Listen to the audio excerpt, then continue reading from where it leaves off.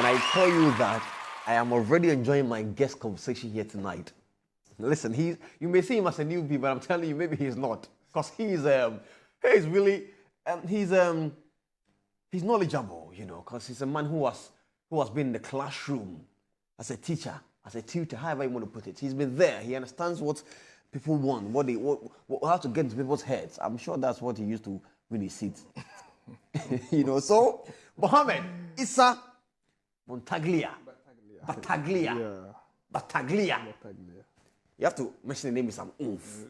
Mohammed Issah Bataglia is my guest tonight. Listen to him. And so he is a member of parliament for Sissala East constituency in the Upper West region. Sissala East. The name goes to the Bataglia. Sissala. Bataglia. Sissala. The builders. The builders. So are you a builder? No, yeah, we are builders. I can see the mole. I can see the muscle.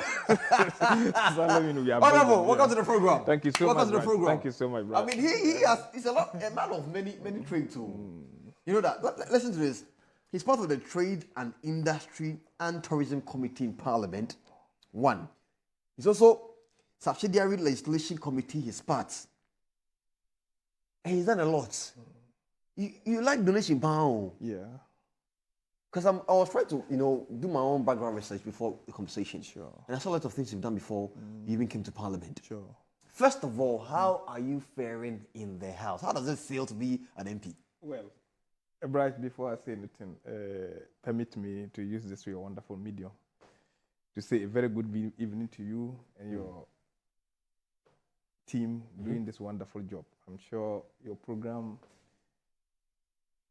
to many, is an eye-opener. I think many people pick your news and information, and it's something that shapes us all. But more importantly is to also extend my gratitude and happiness, and also to the Sissala East people, right from the chiefs. We have women, children, the elderly, the clergy, everybody. Today, my municipal chief executive, Honorable Adamu Yakubu, and his team, they were called to Parliament to respond to some questions at the local government and redevelopment committee. And I went to support them, and they did a great job. And they've also taken good lessons from that. So I'm sure he has also come to Parliament, he has seen it. You asked the question, how are we faring into Parliament? Yes. Yeah. Well, the 9th Parliament is an interesting Parliament. Very. Yeah, because it's just like if it was a secondary school, we have a lot of new entrants. Like former students. Yeah. We have a students. lot of new entrants. But, well, you have no excuse, even though Parliament structurally will try to position you as to how to gradually rise to the levels that you can get to. Everybody is doing one thing or the other at your corner to be able to also make sure that you contribute your quota to the development of your constituency and by extension, Ghana. And I'm sure that I have not had any regret so far. And I think that it's a learning curve. And once you put yourself up there, you are doing the politics, you are learning. There are good examples. Those who are in, we have leaders who are they are supporting, they've given us a lot of refresher courses.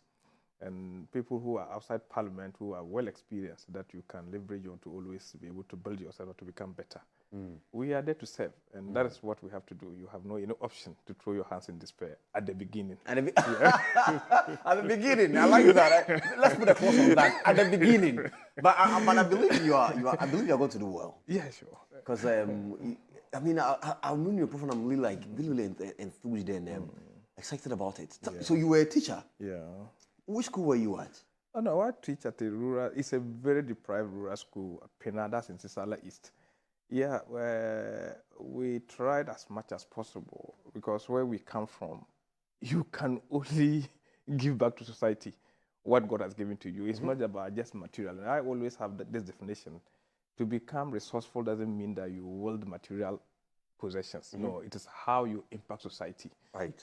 Even if you are that weak in maths, but there's somebody who finds it difficult to be able to add 1 + 1. If you know that, teach. And trying to help people get their unique voice in singing, yours become better. And I think that has been the process. I like that. Yeah. Trying to help people sing, Yeah. also improve your vocals. To identify your own unique voice, you should learn to help people to sing. In doing so, you learn how to become better. And that's what we have done. I'm sure, like, I did most of the things you read about. That's about close to 15 years of voluntary work. I've identified a group of doctors who wanted to help.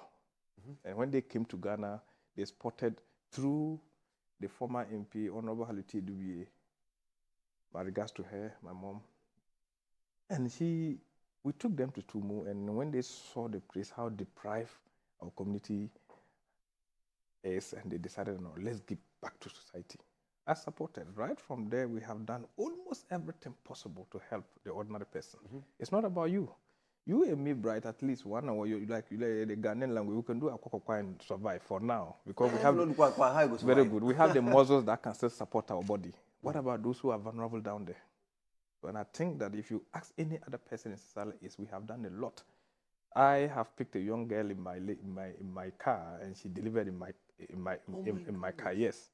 And I thought she could have been a dead person because she was fortunate I was driving past that point, that route at that time. So what could we do? We might not be able to get people to buy us brand new, fully furnished ambulances, but just use what you have to be able to improvise. We were taught in school that you should improvise to teach when you don't have teaching and learning materials. I spoke to my group of people, I spoke to my bosses. We said that we can convert a tricycle ambulance just by designing a bed, putting a place where a nurse can sit, put an infusion hook so that we can put something there to support. That girl could have been moving gradually to the hospital. Yeah, at least for the time being. That concept started. We did a pilot program with 2 tricycle ambulances. I got local guys, Ambra, to design them. Then eventually we realized that we could do better. There was one beautiful, smart young lady, and I spoke to her, and we brought her from United States.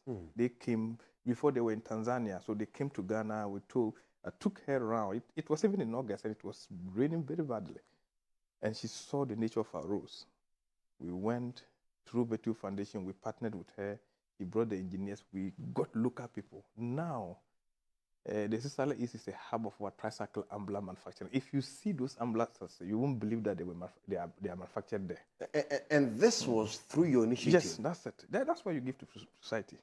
Today, we have people, they even build an assembling point in the Sissala East. They built it. They are doing it. Today, I just looked at, they went into supporting some of the chief campus to be able to do this outreach to the maternity women and all that. And they are supporting very strongly. I have given out close to 20 tricycle ambulances. Yes. And this was even before you No, long before. Everybody, I think the name Bataglia is synonymous to help support in Sissala East. And people know me. I have put my all in that. Right. I've done that for, I said close to 15 years. I've done that close to 15 years, just supporting. You know why I'm intrigued about this? You know, usually people want to wait until they get some power, they get some authority before they want to help. But like you mentioned, it's the first time in Parliament. But they've been doing this for close to 15 years. I've done it long. I'm even going, people who know me know I'm going grey because I think there's more responsibility on me. I have to do more. Because with that power, I did a lot. Now this power, I am thinking about more. No, even you should push yourself. You should push yourself to be able to change lives. Because we have a situation. It's what we have. Maybe I could come here with a good car. But what is the guarantee that if I have an accident in Tumu, I'll survive it? Yeah, because we don't even have any single specialist there. That's even me. That even if not the family, I have friends who are willing to do whatever to be able to save my life. What about the poor lady in Gwenevi? We have a community which is even completely cut off. The poor woman in Wuru, who even find it difficult to even get a nurse to come to the community. What are we thinking about that? That's where we come from. I made a joke and somebody laughed. It's not like you wrote BCE and you were given a form to choose for school placement. No, God decided to put you where you are kept. And there's a reason for that. You don't run away from the troubles. You confront them. You help the people, mobilize people to be able to change lives. Were you, I mean, if I say were you, I mean, all of you who are fresh entries to Parliament on the side of the NDC, the majority, were you put in one room and told how to carry yourself once you come to Parliament? I'm asking this because the same thing you are telling me, how passionate you are sounding about your constituency and how you want to help them and all that. I remember Honorable Fred Agbanyo. Yeah, sure. He was on Good Morning Ghana, a member of parliament for one constituency. And you should listen to him speak about, you know, the plight of the constituents there. And how, I mean, he came here with some of the videos and pictures of the schools, like the data schools, bad roads, muddy roads and all that. And I'm like, it is a part of Ghana. Yeah, like, that's it. It makes you wonder. This is a place where they also vote, mind you. Yeah, they vote. These people are the ones who even want to fight and protect the ballot box. They actually even vote with passion. With passion. Yes, believing that a solution will come. And they are the ones who end up being abandoned or forgotten almost all the time. But it looks like this, your people, the new MPs in parliament, has a certain level of empathy that they are expressing toward the constituents.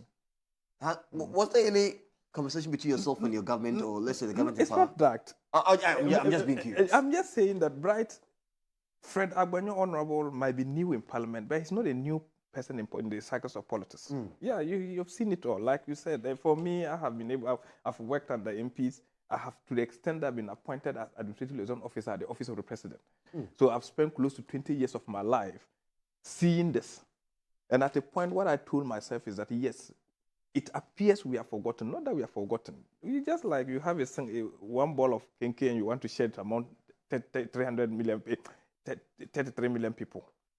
Sometimes you are carried away by who is just close to you. Right. You forget the distance. Right. That might not be your problem. So I told people that we cannot continuously, as a deprived group of people, be selling sympathy. We must also be able to sell potential to attract investment. Reiterate that. I like that. Reiterate it. Yes, I said that my strategy is not go about selling sympathy. No, we have to be able to sell potential.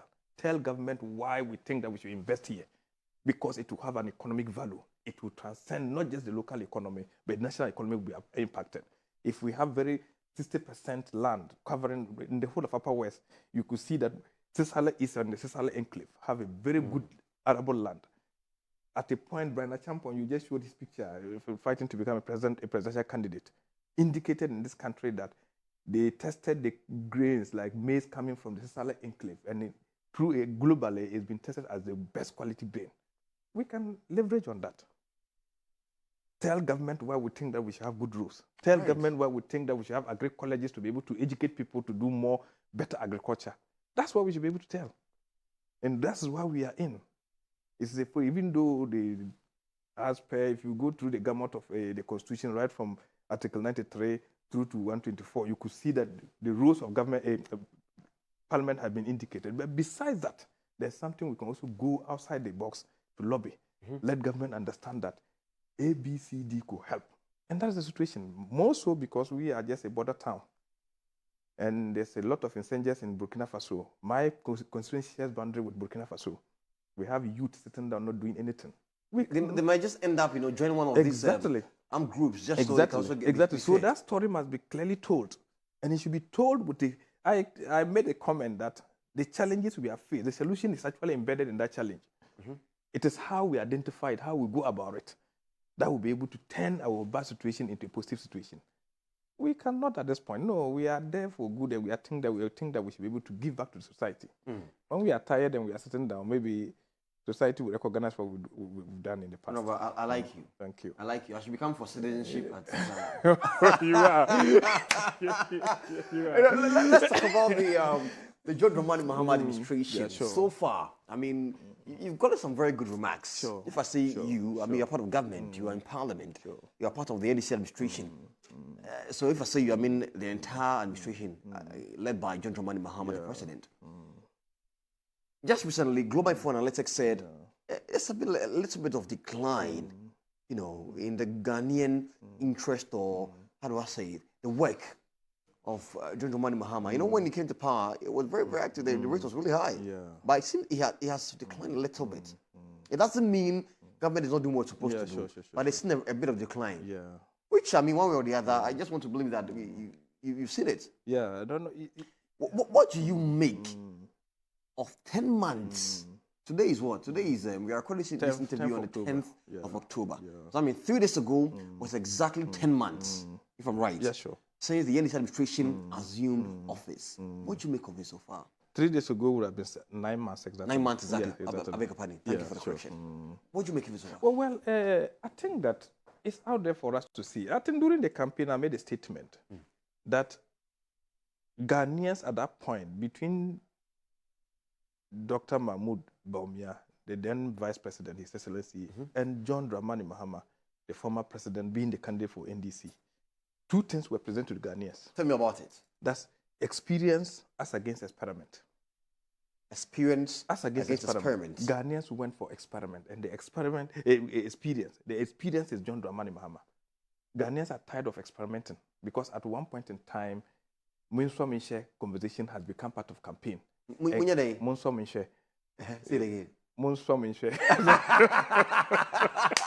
Right. Munswa Minshe. I mean, yeah. I mean, yes. That's correct. Try and see. Try me and see. Because that kind of experimentation, like we are in some kind of a secondary school lab trying to do some titration. No. Right. Ghanaians said no. We are tired of that. 8 years of that transformation has been a pain in the Ghanaian system. So they brought in somebody who has seen it all. He knows it. All he wants is just legacy. I remember when he came to my place during campaign and we went to one of the furthest communities called Nabulo. He told me that this is who our people need that development. Make sure that we do it. That's a huge responsibility. No, that's a huge responsibility. Make sure we do it. That's for sure. And you could see, he's not just even thinking about today's Ghana, he's thinking about tomorrow's Ghana. Look at the appointments he made. The 60 appointments. Look at the youth he brought on. It's not just about today. No, it's about how do we move this country going forward. But do you know that Honorable Kojo Opon Nkrumah, who used to be a deputy minister of information, went to housing and was almost like speaking for government and all that. Says all the money is being talked about by the NDC administration is audio money. You know what audio money is, right? When somebody tells you that there is money, verbally, but physically, there's no physical money there. We are going to try and play that video for you. I mean, when Opon Nkrumah said that whatever that government is doing is audio money, all that they are saying is audio money, and that we are just being lied to. And that the NDC will always deceive Ghanaians with music, good music, and good dancing, aparachikitis. Yeah. What does it tell you? If we have a situation where issues about inflation has gone to 54 before, are you getting it? It has come to 24 before they left. Now it's around 9.3. It's about physical discipline. That's why they say Ato is forcing. Yes, Ato is forcing. Do the right things. Do the right things at the right time. And I think those are the things.